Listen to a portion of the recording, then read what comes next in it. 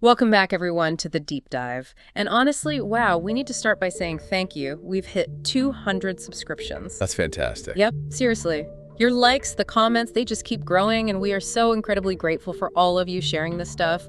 Your curiosity, that's really what drives these explorations. It really is. It keeps us digging. Speaking of digging deep, if you were with us for our recent series on civilization resets, well, you're going to find today's topic connects in some really interesting ways. Definitely some overlaps there. Yeah, so we really want you to immerse yourselves fully. Stick with us right to the very end today because we're tackling a huge question. I mean, truly monumental. Did giants actually live on Earth? It's a big one. It is. This is a deep dive that, frankly, challenges so much of what we think we know about history. And just a reminder, this deep dive, like all our others, is exclusively available right here on the Midnight Whispers AIR1 channel. So let's start unpacking this fascinating mystery. Well, it's a question that really echoes across millennia. It's not just tucked away in, obscure academic papers. It's deeply woven into ancient texts and folklore from all around the globe. Right. And what's really striking, I think, is how consistently these myths and legends from vastly different cultures mention giants. It's not just one or two places. It's, well, everywhere. You really do find them everywhere, don't you? I mean, take some of the most ancient texts we have, like the biblical accounts. We hear about the Nephilim. Often translated as giants. Yeah, giants. Yeah. Born from the sons of God and the daughters of men. And this was supposedly both before and even after the Great Flood. Which is an interesting detail in itself. It is. And then you get these incredibly specific examples, like King Og of Bashan. His bed, an iron bed, was supposedly over 4 meters long. Which suggests, the man himself must have been enormous, around 3.5 meters maybe? Exactly. Or think about Goliath, the classic story. Nearly 3 meters tall, about 9 feet. Imagine facing that on a battlefield. A terrifying figure, absolutely. And this isn't just, a phenomenon limited to the Near East if you look wider. Like Greece. Exactly. Right. Greek mythology gives us the Cyclops, the one-eyed giants. And the epic Gigantomachy, this huge battle between the giants of Gaia and the Olympian gods. You had Hercules, Zeus, Athena, all involved. A major cosmic event, really. Totally. And then Norse myths, they believe their first created beings were, get this, as tall as mountains. Wow. Yeah. And Thor, famously, is always battling giants with Mjolnir, his hammer. So the sheer scope of these stories is just global. What about even older civilizations? Sumeria? Egypt. Good question. The Sumerian epic of Gilgamesh, which interestingly seems to have influenced even myths as far away as Eskimo cultures, shows Gilgamesh just effortlessly holding a lion. Like it's nothing. Right. And if you try to figure out the scale from that depiction, it implies a being of, maybe 18, 20 meters, just astounding size. Hard to even picture. And then, yes, ancient Egyptian records. They frequently mention giants. Some texts claim they were at war with humans or that they migrated, sometimes taking animal forms. Huh. Animal forms. Yeah, it's a strange detail. And visually, you have things like the Narmer palette. King Narmer, the Scorpion King, around 3100 BCE, he's shown towering over smaller people. It suggests a recognized difference in size. So it wasn't just myth, it was depicted. It seems so. And what's particularly compelling in Egypt are mentions of the disciples of Horus. They're described as this ruling class, almost aristocratic, with distinctly larger skulls and more massive builds, clearly set apart from the indigenous population. Larger skulls. That's interesting. It is. And the Temple of Horus at Edfu actually has texts referring to builder gods who were 9 cubits tall. That's about 4.5 meters. Builder gods, that connects to some other ideas, doesn't it? It does. And there's this pervasive belief or legend that Egypt's first rulers were giants from a holy island, some speculate Atlantis, who settled in a place called Yakopolis after the Great Flood. Okay, so Egypt, Greece, Norse lands. What about the Americas or Asia? Absolutely. Mesoamerican mythology talks about the Quinametsin. These were colossal humanoids, described as over 3 meters tall, weighing 270, 300 kilograms. Huge. Massive. And they're often credited with building places like Teotihuacan and the Great Pyramid of Cholula. Cholula is the largest pyramid by volume, right? Bigger than Giza's Great Pyramid. By volume, yes. Yeah. It's enormous. Yeah. And legend specifically attributes it to a giant named Zelua, supposedly a survivor of a universal flood, and the Kudametsin race. And Teotihuacan too, another massive site. Also attributed to the Kinametsin giants. Yeah. And jump over to Japan. Their myths describe giants too, but often as good, cheerful demigods. Their culture supposedly flourished an incredibly long time ago, maybe 40,000 to 60,000 years back. That's really pushing the timeline back. It certainly is. And these stories persist even into more, let's say, historically documented periods. You have 16th century Spanish ship logs detailing encounters in Patagonia. Yeah, the capture and even death of human-like beings over 3 meters tall, and Dominican friars. They reported seeing incredibly tall beings in Peru and Ecuador. So tall, they said, that an ordinary man would only reach their knees. Just imagine that, reaching someone's knee. It's hard to visualize. And of course, Native American traditions are rich with these stories too. The Paiute tribe's legend of the Sitka, these violent red-haired giants from Lovelock Cave in Nevada. Red-haired giants. That detail comes up again later, doesn't it? It does. And you also have the Adena culture in North America in the Ohio Valley. They also have strong traditions about giants among them. And you mentioned Romania earlier, too. Right. Romanian folklore has numerous legends of giants, the Judovi, sometimes called Tartars, but often depicted as benevolent, powerful beings living in caves and forests. They were said to respect humans, even taught them things like gold mining. So across the board, from ancient myths to relatively recent folklore, this idea of giants is just incredibly consistent. Different cultures, different times, same basic concept. It really is. Yeah. And it begs that fundamental question, doesn't it? Are these all just fantastical stories, creative imagination, or do they echo some kind of forgotten truth, a lost chapter of history? And to even begin answering that, I guess we have to move beyond the stories, beyond the legends. Exactly. We need to look at the tangible stuff, the archaeological record. What does the ground tell us? Okay, so let's dig into that physical evidence. The 19th and early 20th centuries, maybe surprisingly, seem full of newspaper reports about, well, gigantic skeletons. Right, unearthed in burial mounds all across the U.S., particularly in the Midwest and East. And what's striking isn't just that these discoveries were reported, often with really unique features, but how often they seem to just vanish. That pattern of disappearance is, well, it's a critical piece of this puzzle. It comes up again and again. For instance, Iowa, 1897. A skeleton reported at over 2.29 meters, 7.5 feet. It apparently crumbled, though.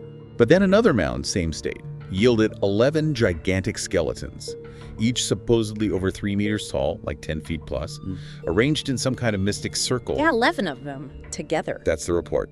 Then Missouri, 1933. Paquette Cave. A skeleton estimated at 3.4 meters over 11 feet tall was found.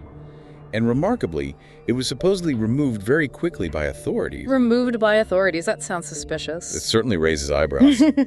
Or Miamisburg, Ohio, 1899. A report detailed a petrified human skeleton nearly 3.8 meters tall, almost 12.5 feet, with a primitive-looking skull. Petrified, like turned to stone. That's how it was described. And the reports get even more, well, astonishing.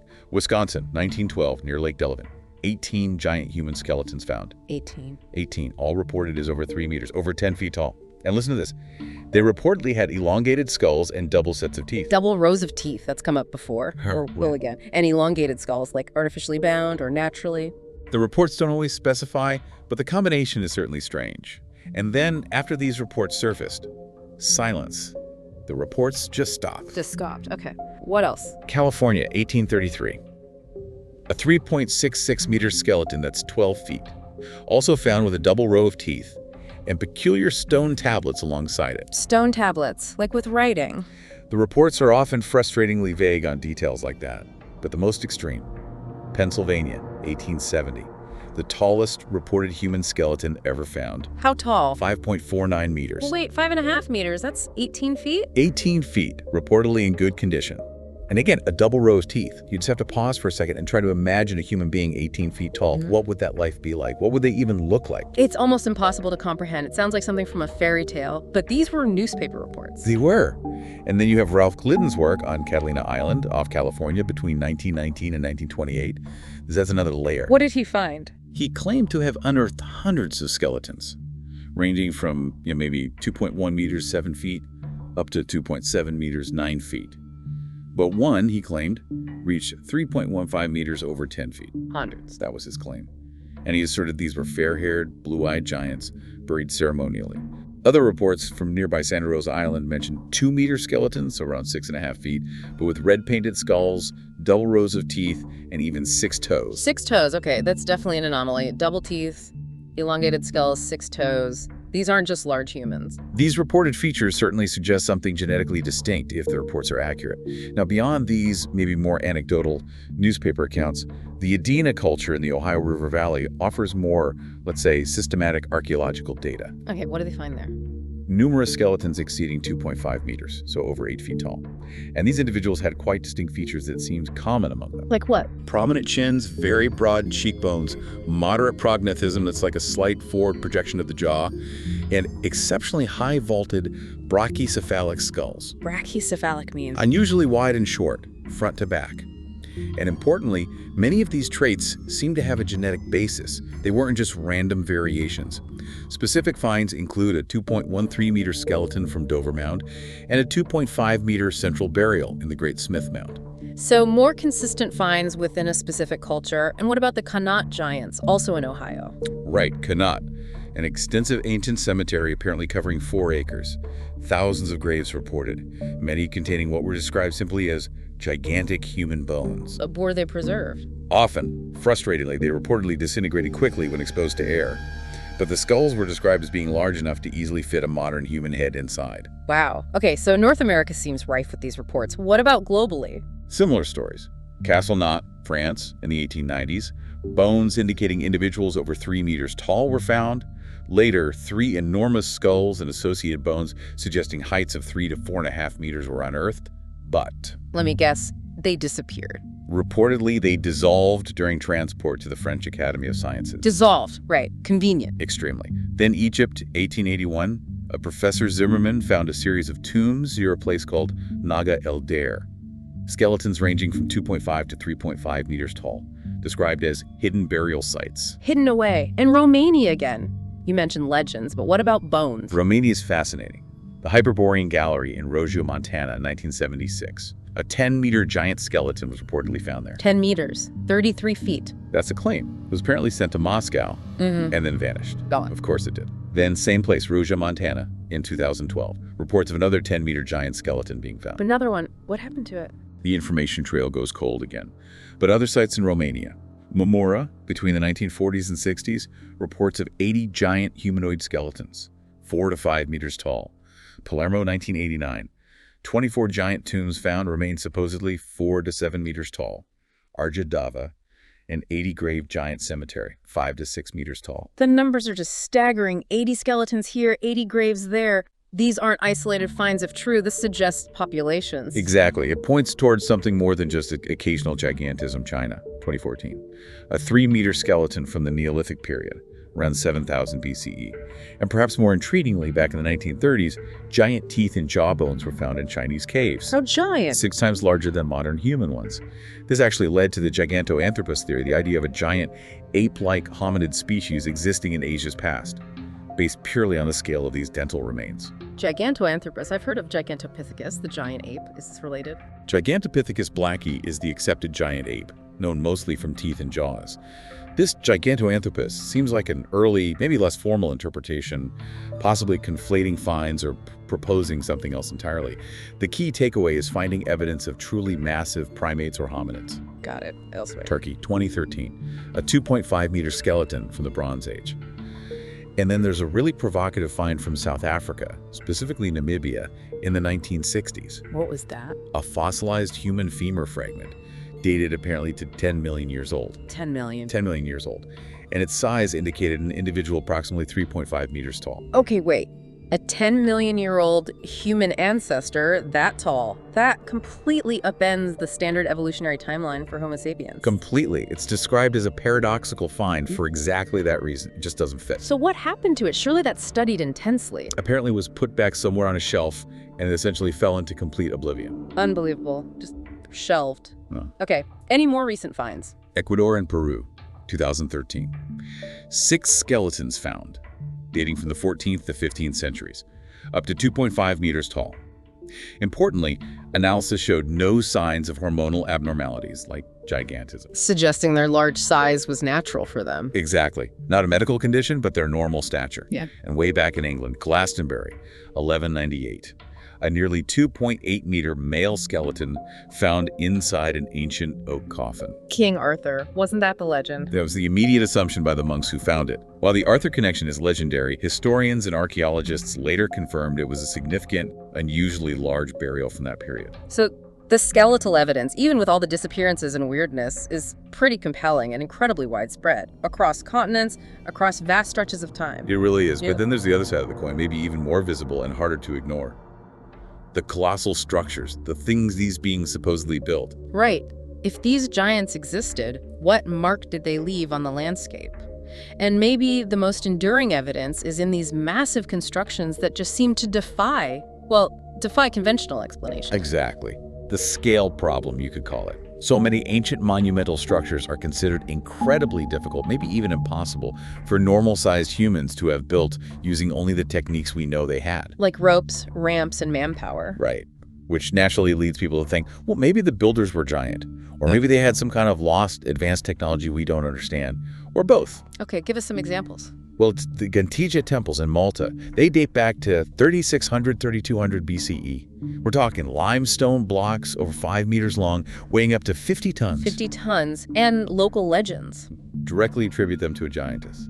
Says she built them while carrying a child. Wow. Okay, what else? Yazd Aaron, a discovery in 2018.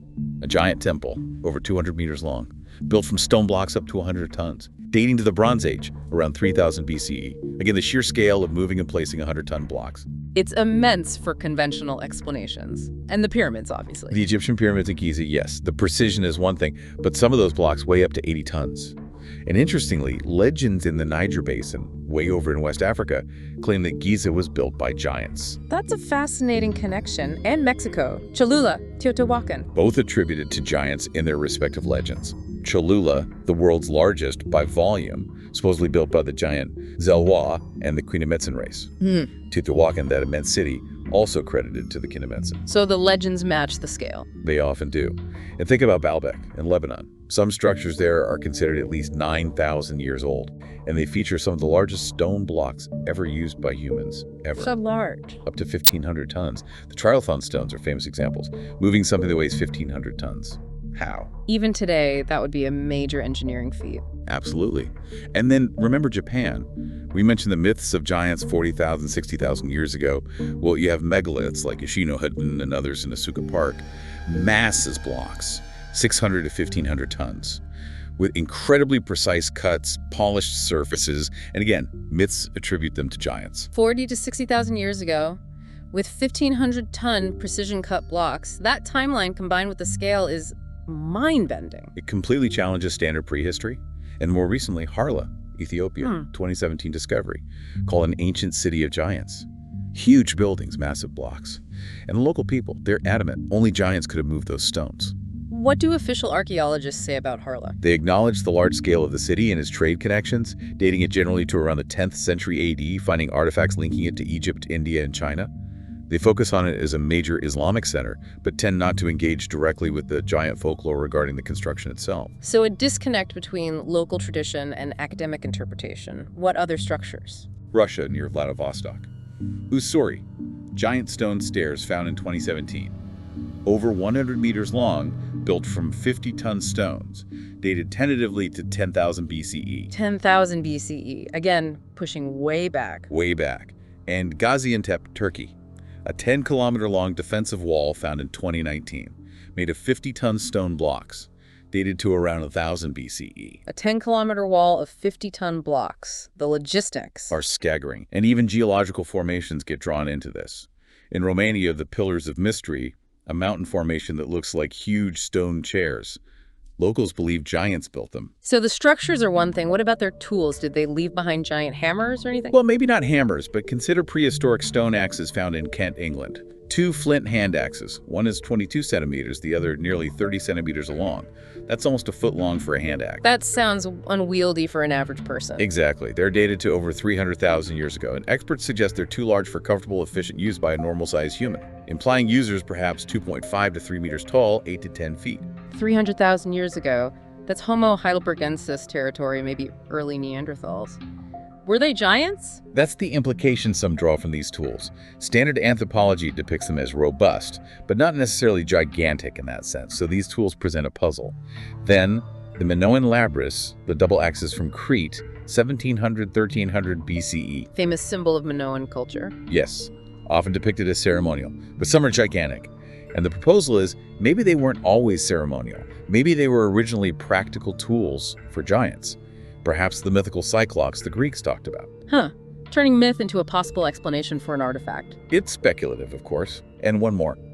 Under a temple at Saqqara, Egypt, a stone knife was found that was reportedly 10 times larger than other similar knives found there, requiring presumably a very large user. 10 times larger. Okay, so the sheer scale of structures, the potentially oversized tools, it all seems to point towards, well, larger builders. It certainly presents a compelling case, based on the physical evidence, that something doesn't quite fit the standard narrative.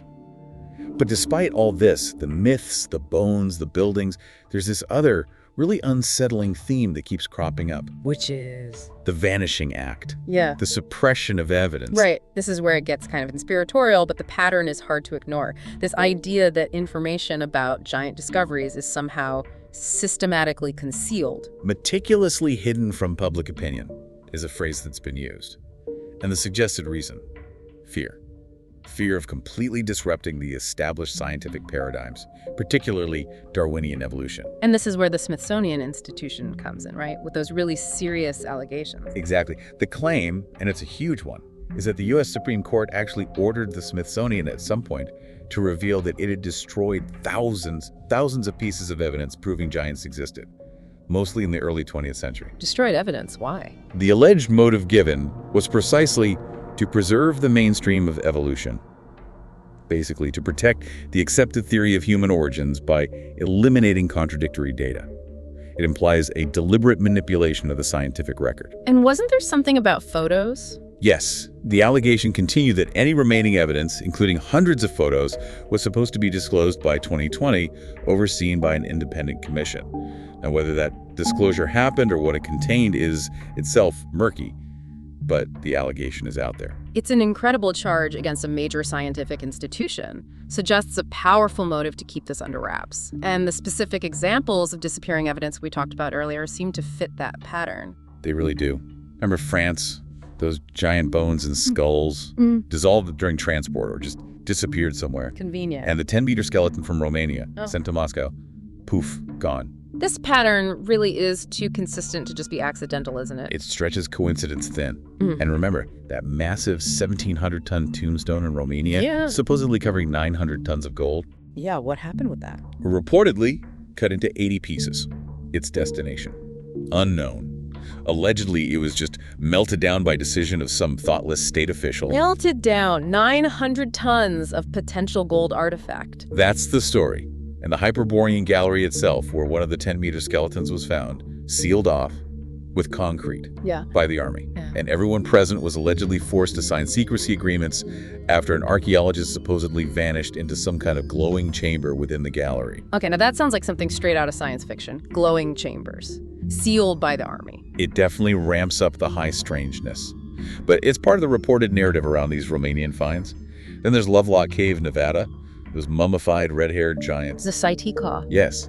A reported 3.6-meter woman, a 2.4-meter man. Where are they now? The bones and mummies apparently remain behind a mysterious curtain, very difficult to locate. Some accounts even claim remains were cooked and destroyed by early investigators or collectors. Cooked and destroyed? Why? The reasons given are varied and often unclear. Perhaps accidental damage, perhaps deliberate destruction to prevent study, perhaps misunderstanding or misinterpretation of how remains were treated by certain groups. It adds to the confusion and lack of accessible evidence. And the 10-million-year-old femur from South Africa. Just put back somewhere on a shelf, fell into complete oblivion, an anomaly too challenging perhaps, so it was easier to just forget about it. And Gliddon's finds from Catalina Island. The hundreds of skeletons. Largely unphotographed, poorly documented by modern standards, and major institutions deny possessing the remains today. Which, of course, fuels speculation that they're locked away in strictly secret vaults. So you have all these reports, these potential finds, and then pushback, dismissal. Official science, the mainstream, often just writes these off, doesn't it? Yes, often dismissed as lies or fakes, misidentified animal bones, or attributed to known medical conditions like pituitary gigantism, or sometimes even just written off as local legends drummed up for tourism. Often it seems without a really thorough, open-minded investigation into the original reports themselves. And researchers like Glidden were discredited too, right? He was, yeah. His methods were questioned and his claims largely dismissed by the academic establishment of his time, further burying his alleged discoveries. So what are the main counter-arguments from mainstream science? How do they explain, say, Baalbek or the pyramids, if not giants? Well, the standard explanation for megalithic structures involved immense human ingenuity, social organization, and time. Using techniques like earthen ramps, levers, rollers, massive amounts of coordinated manpower, possibly Nile flooding for transport in Egypt's case. They argue that while we might not know the exact methods for every site, it doesn't automatically mean giants or lost tech were involved. Human capability, they argue, was likely greater than we sometimes assume. And the bones. Mostly attributed to hoaxes, misidentification, like mastodon bones mistaken for giant humans, or rare cases of gigantism or acromegaly, which are real medical conditions causing excessive growth. They emphasize that verifiable, scientifically studied giant populations are absent from the fossil record. But that creates this weird paradox, doesn't it? Local people in places like Harla insist giants built their city, but the archaeologists digging there find mostly average-sized remains and focus on trade routes. Exactly. It's a fascinating clash of perspectives. Persistent folklore and eyewitness accounts versus the specific findings of controlled excavations.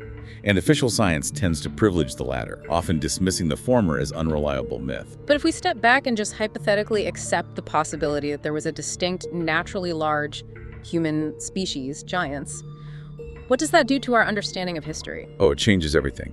It directly contradicts the current, generally linear theory of human evolution as we understand it. It wouldn't just be a footnote, it would force a massive revision of many of our views on the development of humanity. How so? Well, it challenges our sense of human superiority and certainly our pride. The idea that Homo sapiens, as we know ourselves, are the pinnacle and sole inheritors of intelligent life on Earth. It opens the door to multiple contemporary hominid species, some vastly different in scale. And it makes you question the timeline. Absolutely. It suggests history might be much older than we think, and perhaps significantly inaccurate or even deliberately manipulated by elites or governments trying to maintain a specific narrative. And you mentioned the point about animal evolution earlier. Right. The argument some make is, look at many animal species. They haven't changed dramatically in size or form over vast periods. Why would humans be subject to such radical size variations, like distinct giant populations, if evolution follows the steady path we're usually taught? It raises questions about the mechanisms and uniformity of evolution, especially if giants were a separate, coexisting lineage. So it really forces a fundamental rethink of, well, everything. Who we are, where we came from, what the past really looked like. Precisely. It's a deeply disruptive idea. Okay, so we have covered a huge amount of ground today. An incredible amount of evidence, really. From myths circling the entire globe, ancient texts mentioning specific giant figures, to all those archaeological reports of skeletal remains, many mysteriously vanished found worldwide. And the colossal structures, the pyramids, Baalbek, the megaliths, the potentially oversized tools. Right, things that just seem to defy construction by average humans with primitive tools. And then, that deeply unsettling pattern of suppressed discoveries, the allegations against institutions like the Smithsonian hinting at a potentially hidden history. It's a lot to take in. It really is. And remember, this kind of deep dive exploring these challenging topics is only possible right here on Midnight Whispers A01. We rely on your curiosity to keep these going. The information, or at least the reports and legends, are definitely out there. It's up to each of us, really, to seek it out and try to understand what it might mean. Absolutely. And on that note, thank you all again truly for the incredible support, for getting us to 200 subscribers. We're honestly counting on even more because we know there is absolutely no shortage of curious people in this world, and that just makes us incredibly happy. Figure. So until next time, stay curious, look for the truth, because it is always there somewhere. You just have to know where to look for it.